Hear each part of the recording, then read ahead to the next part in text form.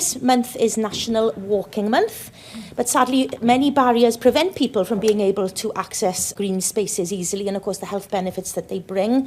So it's essential therefore we assure everyone has safe, secure and convenient access to local green spaces. Kilvey Hill in Swansea will be the site of the Skyline leisure attraction. Millions of pounds from both Welsh Government and Swansea Council will be supporting the development, and despite assurances from the developers, many residents are concerned about the impact this scheme will have on their ability to enjoy their local green space, the woodland, and as a result some areas needing to be fenced off, cut down or built over. Kilvey Hill is also a designated quiet zone, originally meant to protect and guarantee that residents can access distinctive, unspoiled green spaces.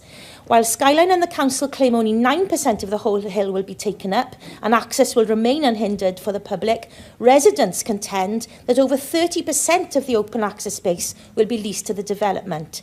So is the government comfortable that it's taking the right approach with this multi-million-pound investment as regards the need to protect and promote accessibility to green spaces for all residents, and listening to their views? And I'm sure that Swansea City Council and the potential developers and NRW will have heard those concerns, and that you're making those representations directly to those various organisations as well. My understanding from a Welsh Government perspective is that discussions are progressing there, but I think it's right that they're alive to those concerns and how you maintain the public access and the green space as well.